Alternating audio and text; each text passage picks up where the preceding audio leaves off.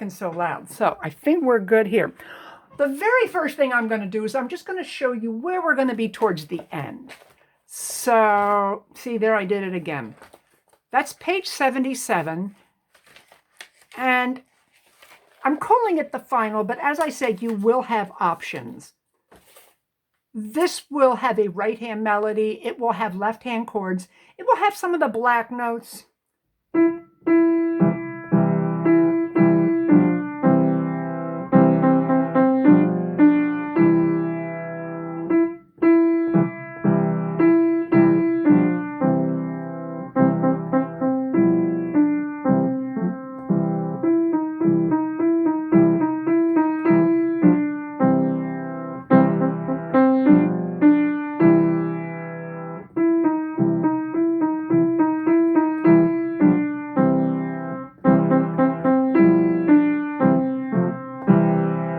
That's in the C position. We're going to start in the C position. We're going to move to another position and do a little bit with the third position and then come back to C position. Now, I'm also going to play you the final for 290.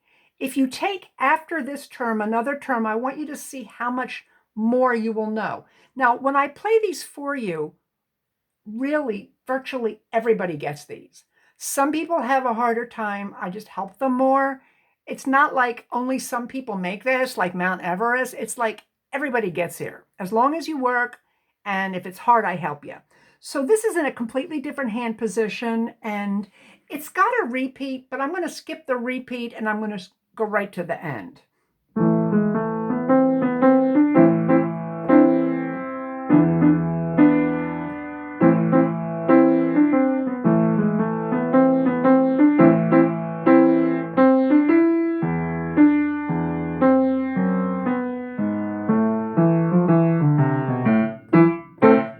That's the final. And one thing that we do a little bit of in this class about the same time is something you probably have heard.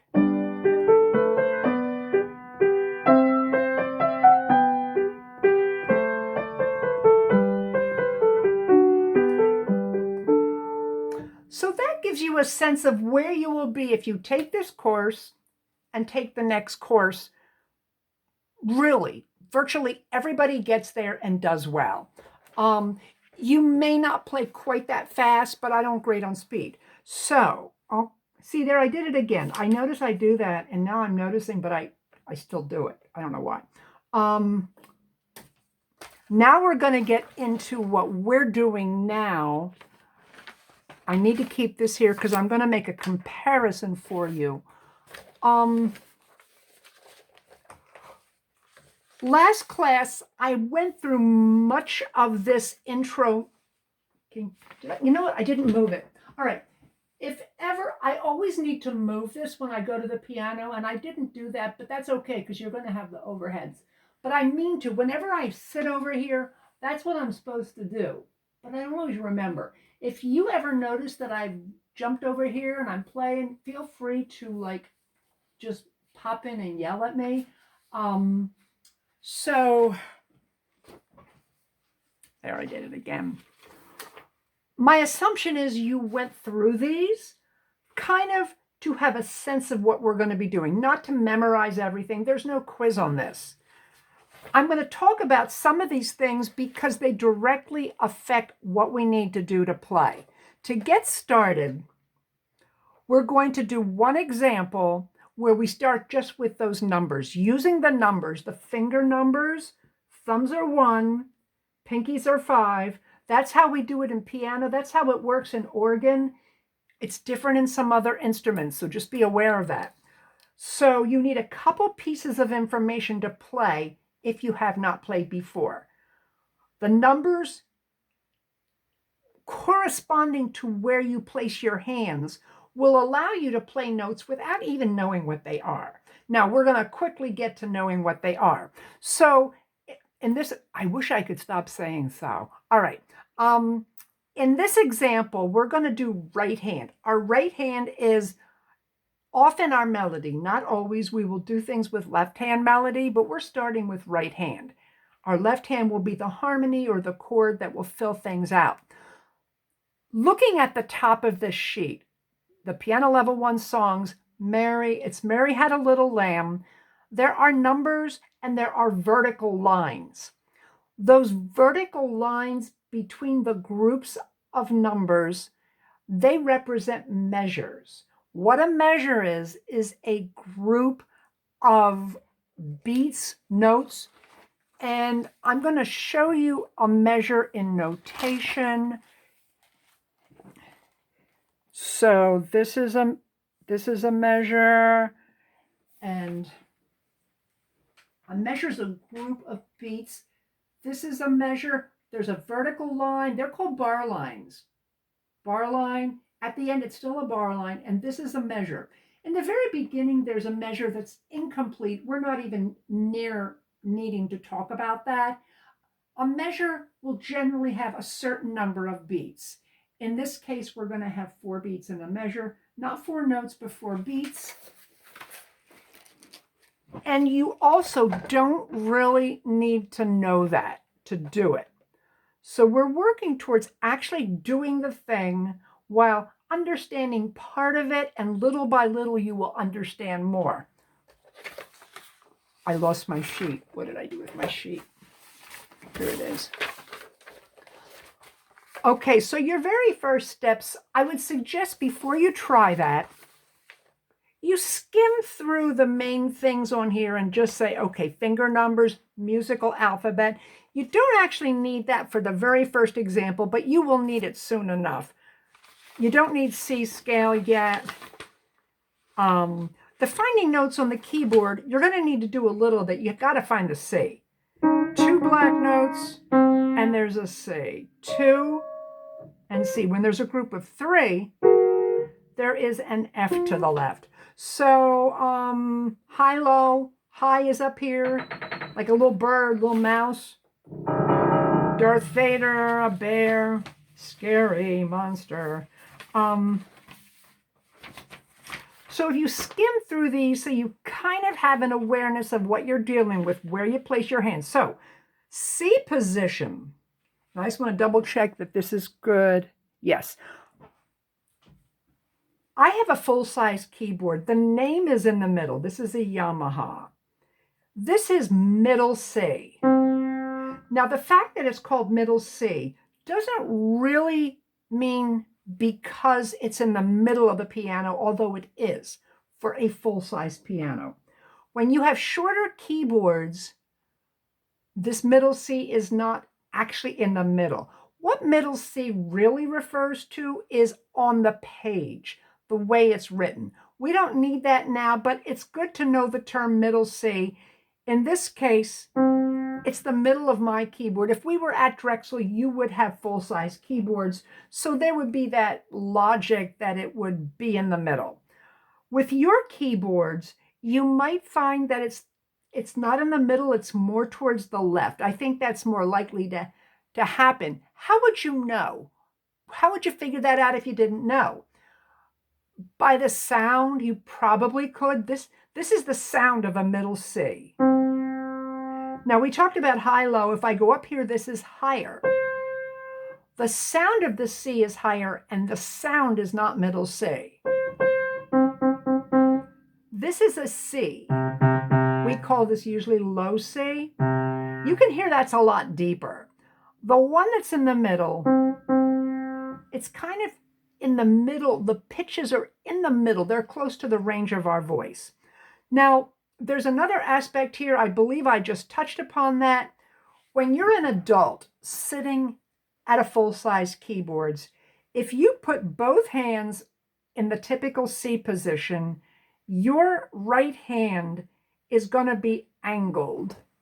So you can't see it. I'm pulling. You're going to kind of have an angle. It's like a little twist, and it's not really comfortable. So see what I'm doing with my wrist? Because your wrist has to come in, and then your hand has to crank out. I don't find that real comfortable, and a lot of adults don't. If you have any kind of carpal tunnel, if like a trigger finger from playing games, that might be uncomfortable. There's a very easy workaround. And the workaround is shift your hand up. Then your thumb will not be on middle C, it'll be on the high C. But it doesn't matter for our purposes, because your initial purpose is you're going to be repeating and practicing to learn something.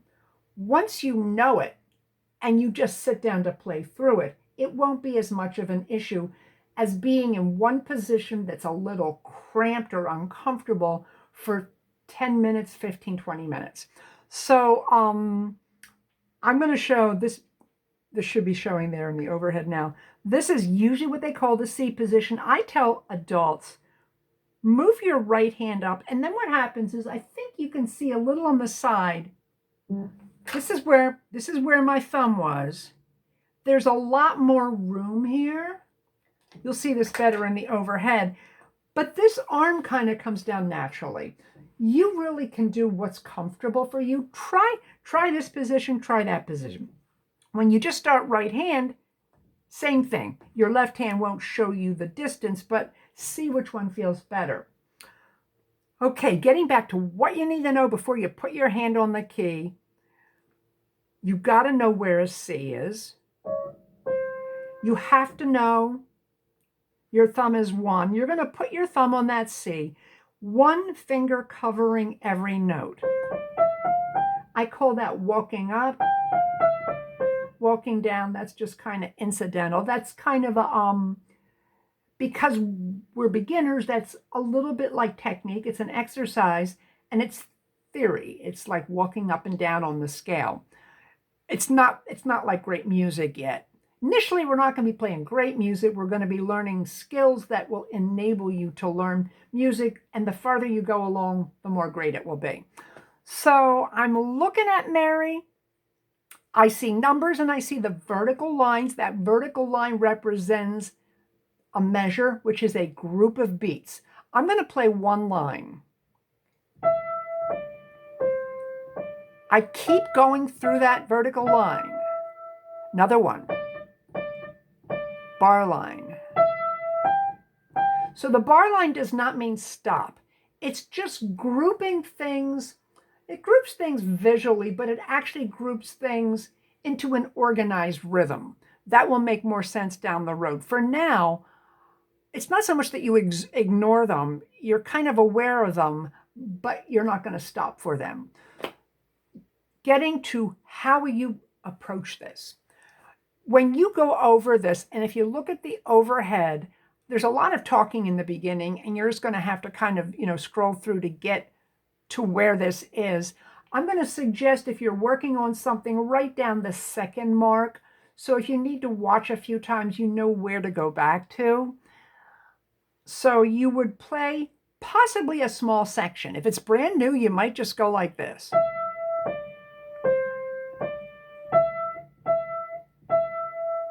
And I played that steadily. You might not be able to play it that steadily, and maybe you will. Everyone's different. If it's hard, go slower or even do a shorter section. This is the higher notes. It sounds a little different down here.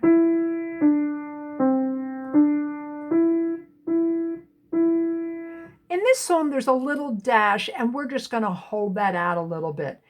Years ago, I made this sheet trying to communicate without using music notation. And the truth is there really isn't a perfect way to do that. The main thing is the sheet is more like a roadmap to help you remember what I show you.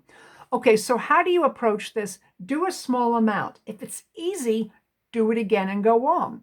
You might just want to see if you can do the whole line. If you can, great. Do it again, do it a couple times. At the end of this line, there's a skip. That might feel harder. By the way, let me mention this. With the hand, these are the easiest fingers to use. 1, 2, 3.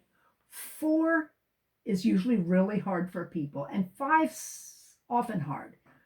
When your hand's not trained, over time they get more easy to control. You might find that when you play, one of your fingers wants to pop out or something. Initially, don't worry too much about that. Try to make sure you're not too tense. If something's going on in your hand that hurts, take a little video of it, send it to me, and I'll send back some comments. The whole line.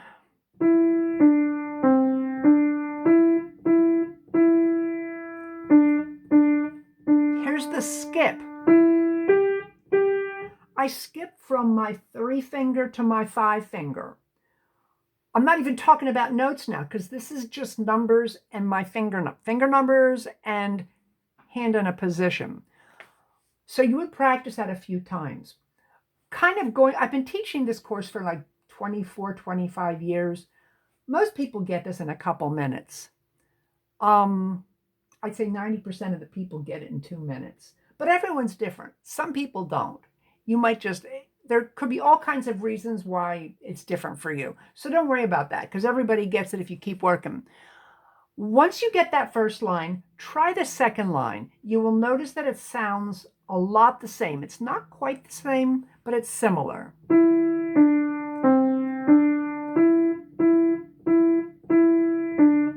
Different. At the end, you're going to hold that out. When we get to music notation, you will see that that's a longer note. Some notes, notation notes like on the page, represent a shorter amount of time. Some represent a longer amount of time. Now, once you can do each line, do it a couple times and then do the whole thing.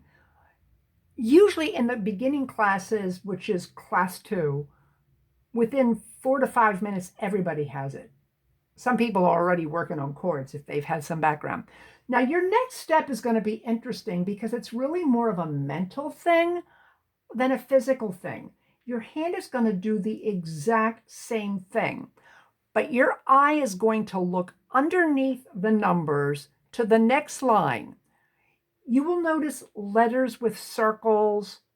Ignore them for now. That represents chords. You don't need them yet. We're not gonna do that yet. We're just getting started trying to play a few tunes and get your hands working. So you ignore the circled letters and you're going to look at the letters and you're probably going to find that it feels more cumbersome. If this is new to you, if you don't know what an E is, put your hand in the C position. Now at the top you did 3, 2, 1. If we look at the second group with the letters, it's E, D, C. So I really do want you to go through the thought process. You're looking at the keys. You don't even know what an E is yet, but you know your thumb's on a C. C, D, E. Your hand is going to do the same thing. E, D, C, D. And then there's a bar line, a vertical line. You may pause while you think, and then you're going to go to the E's. So you're probably going to take a small amount. For some people, you can do the whole thing. For some people, you might just need to work on 1 measure or 2. But you're going to work trying to think the letters, looking at the keyboards, trying to visualize. Now, let me show you something on... I got to figure out where it is. Finding... Oh, it's that. Okay. On page 2 of intro notes, finding notes at keyboard, we didn't talk about all of them. 2 black notes, a C is to the left, and then 3 black notes, F is to the left. Next, learn 2 black notes, E is to the right. Now, how is that different from just going C, D, E? Instead of thinking of E as being in a relationship to a C, which is 2 notes away, C, D, E, and calculating. It's sort of like counting math on your fingers, like, this is 4 and that's 3, this is 4, 5, 6, 7, calculating. Instead of that, you are looking at a landmark and learning to remember when you see 2 black notes and E's on the right. Now, if you have the book, this is in there. I mentioned before, I don't do the book the first couple classes. There's a lot of reasons for that. One of the reasons is they weren't always available in the bookstore or someone, was waiting for a check. But one of the big reasons was I really wanted to start playing first. On page 9, if you have the book, there are charts, I don't know if you can see it from that far, that show visually what I'm talking about. Some people learn best seeing it visually. Some people can read and get it. Just figure it out. Every day, see if you can mentally go through maybe 4 or 5 notes. Say to yourself, I wonder if I can find a G. Well, it's got to be next to an F. And I know I can find an F, 3 black notes. And FG is going forward in the alphabet, so that's going up on the piano. Because if we start with A and go to a B, we go up. C, we go up. So there's a lot of separate concepts that kind of have to come together for you to get that. All right. To sum up that letters, I would suggest that you try both. And here's the thing. You may get it right away, but try it again on a different practice session. What research shows, and what you're probably going to find, is when you learn something new, initially, the way your brain figures it out is going to be one way. When you keep working at it, you're going to get a muscle memory. Your hands are going to remember. That's similar to if you play basketball and you learn how to dribble and you remember the feel. When you go out there, you don't have to think to yourself, throw the ball down to the ground. When it comes up, pat it back down, bang it back down. You don't have to think that because you have a muscle memory. If you swing a baseball bat, same thing. Eventually, you just learn when to swing. It's a feel thing. And that's what's going to happen with piano. And it's so cool when you have that muscle memory. But it's not the only kind of memory. There is an intellectual memory. This is an E. We're not yet, but we are going to get things called intervals. That's where there's a distance between 2 notes, E to F. That's an intellectual thing. So the theory part's kind of an intellectual thing. So you're going to have different kinds of memories working for you. That being said, we're going to move to the next song. Generally, I find that people like this. And you know what? I realize sometimes I talk a long time. I can't see the clock. Can anybody tell me? Because I can't see it on my phone. I can't see it on the computer. What time is it, please? 2:30. Okay, so I'm going to move on. I don't have a whole lot left to do. Song of Joy. Today we are doing right hand melody. Once you have worked through Mary, starting with the numbers, get your fingers moving, going to the letters, you will find that Song of Joy will come a lot more easily because it has similar characteristics. I'm going to play one line. This is how I did the classes, the live classes with live in a room instead of this. I would generally, for short songs, 2 lines, I would play the whole song. I'll do that for you. Then when I was working, I would usually play the whole line and then I would do a small section. So I'm going to do exactly that now. This is the overview. Song of Joy, what we have on the paper is only a small section of the whole, but it sounds complete enough to play. Here is 2 lines, 2 hands.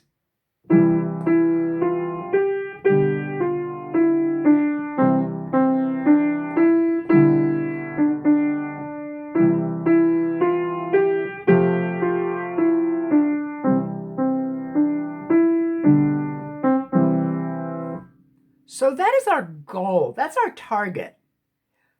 Most people like this in the classes and get it, and usually get it very well, kind of fast. Some of the songs in the book, there are some people that don't get fast, but I never grade on speed. All I grade on is accuracy, the right notes and the right rhythm. Rhythm is not the same as speed. Speed is the pacing. But rhythm is some notes are longer and some are shorter. Okay, so we heard the full picture. Now we're going to hear one line of what we're focusing on.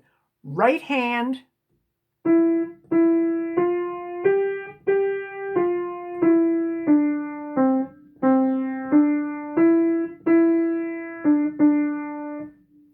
And then I would give people a minute to try it. And then I would do a shorter amount. Now, I want to say something about this. This song will show up in a very simple version in our book.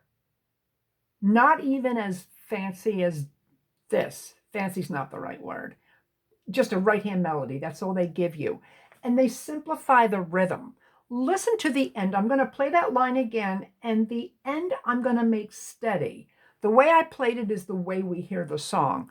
I'm going to simplify the end and see if you can hear a difference.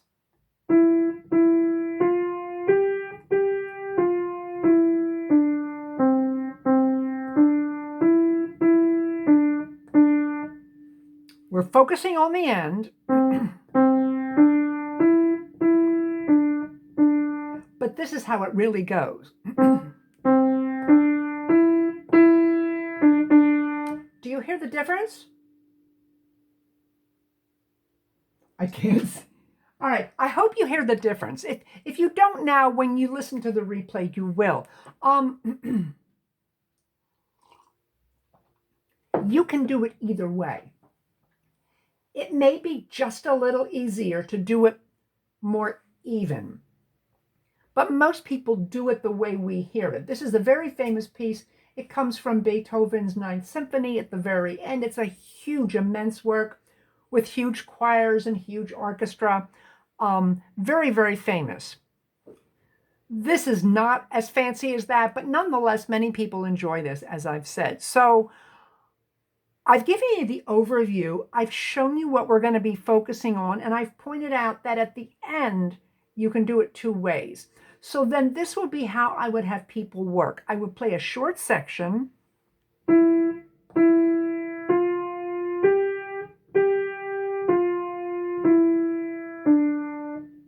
That is exactly two measures, two groups of notes.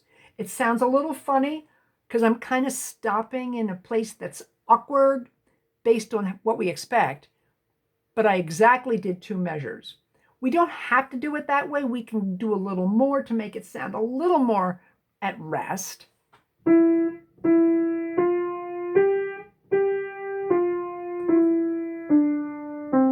That probably sounds a little more at rest. Now, this is kind of the beginning of us talking about how to practice.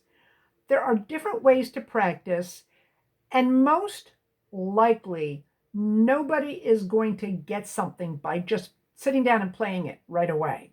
Most people, even if you've had some piano before, you have to work things out. You have to figure them out and repeat them to kind of get them in that muscle memory. And there's another kind of memory called aural. It's your ears, A-U-R-A-L. It's not like oral, like mouth. So if something's confusing, even in a short section, you can even make it less. And you also can play a little bit and you can pause to think.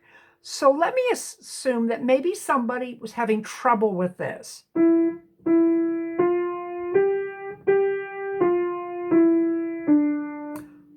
What could be causing trouble? Well, it may just be because the hands are new at this. But let's say you do it a few times and you're missing something. Repeated notes can sometimes throw people off. So tune into like a note is repeating, it's playing again. And then it moves up. That's a very small section, but it's small so you can really tune into the specifics of that section. And you should find if you do something like this, if you take a smaller section and repeat it, you can even go slower.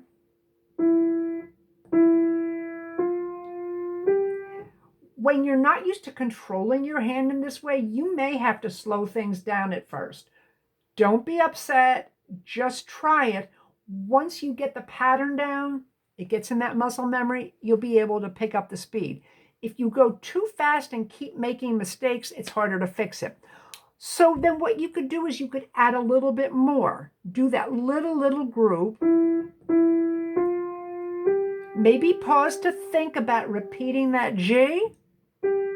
Then you just walk down. So once you kind of get walking up, walking down, we will have in the very beginning of the book some exercises like that, but you can just do it. Walk up, You can put your hand anywhere. Walk up, walk down, and try to do it steady. So what you're going to do is you're going to take that line and you're going to work on sections as small as you need to. When you notice they start feeling a little bit more comfortable, you add a little bit more, or maybe you can try it a little bit faster. Now, there's a couple ways to approach. Let's say we have 2 measures down. We could do 2 and try to add a third. That might look like this. Maybe I'm slowing down to be careful and try the next measure. I played that very unevenly. That would not be good for a performance, but that's okay to figure out. Slowing down so you can think and try not to make errors. So then you would maybe do that a couple times and then add that last measure. That's one approach. Start in the beginning, do a little bit more, work on that. Do it again from the beginning, do a little bit more, work on that, and move forward. Now, everyone's going to have different ways they like working. That's fine, except as you get into longer pieces, what happens is your beginning's going to be great, your middle's going to be and your ends are not going to be so great if you always do it that way. Often it's easy to work line by line, or I should say relatively easy. It takes a while to get to the point where it feels easy. But when something is tricky or more challenging, it's really good if you can start in different places. So I just talked about one way to learn this line or any line that we're doing here is to start in the beginning, do a measure, then do 2 measures, repeat, repeat, do 3, repeat, repeat. Or we could do 2, get that down, then we could just jump to the middle and do.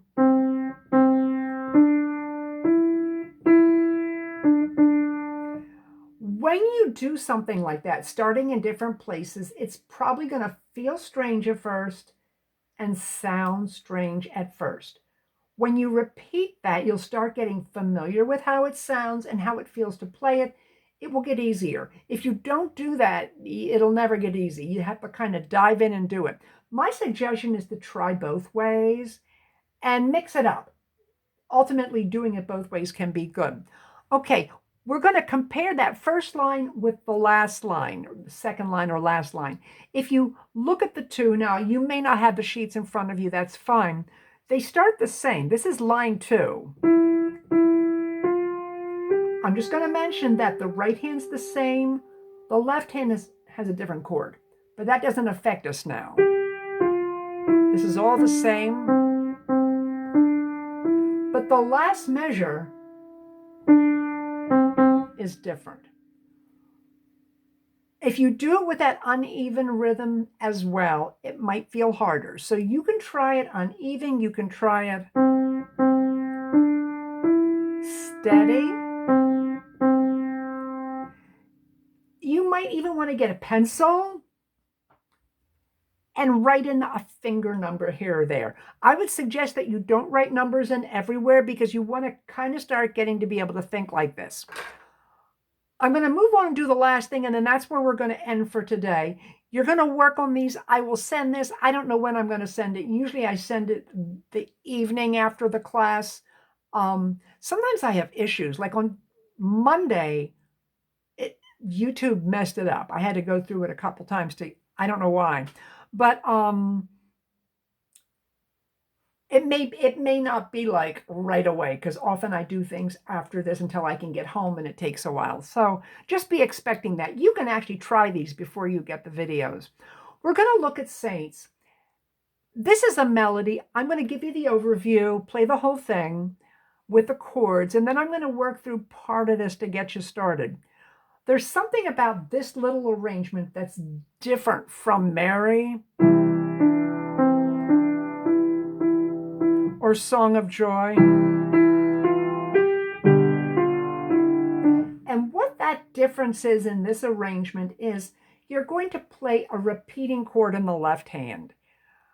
Because there's no notation on a page, that cannot be represented in a perfect way. What I did is I used little dashes there. I'm going to recommend that you simply look at what I do and try to emulate what I do. This sheet will help you with the letter names. We're going to do the overview, and then we're going to do little bits. That's the moving chord.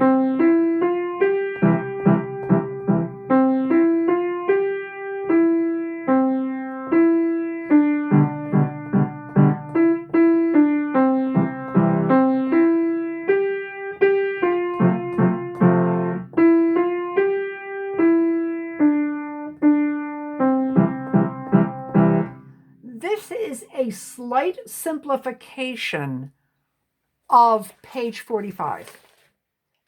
And I'm going to play 45 for you. If you already read music, I still would suggest that you work through this sheet, but you might want to go to 45 and try it. Much of this is the same, but this is fancier. There's more going on.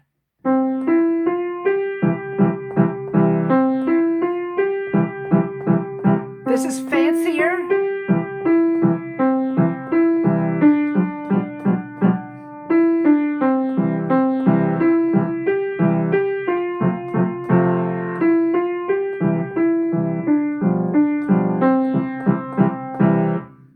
So when we get to that, that will be easier to do from us doing this kind of like simplified a little bit.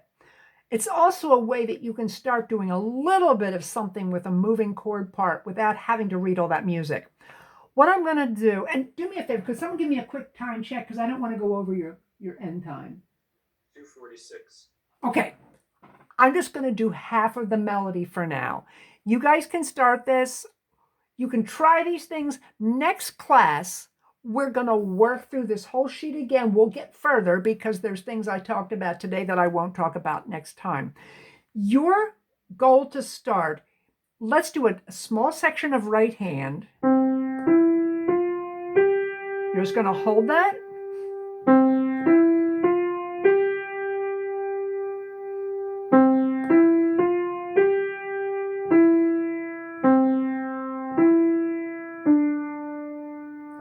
That's half, but I wouldn't even start with that much. I would start with this much. There's a skip and some steps. Skip, step, step. That happens 2 times in a row. It's identical. Hold the G. And I wouldn't go any further till I did that. That might be all you do the first time. When that's coming together, take the next little spot. It starts the same, then it's different. Normally I would play that again, but I'm going to show you one more thing in the beginning. This is going to be something that we work on next class. We have not gone over the C chord yet. It's here on the sheet. I will go over that next class. And next class, by the end of next class, we will have worked through all of these. We may not finish all of the saints with both hands. And by next class, we probably won't have finished left hand line 2 for Song of Joy, but we will work through line 1, getting the skills and the tools we need so that we can start working 2 hands. Then the class after that, the focus will be more on getting these chords and how do we get the chords together.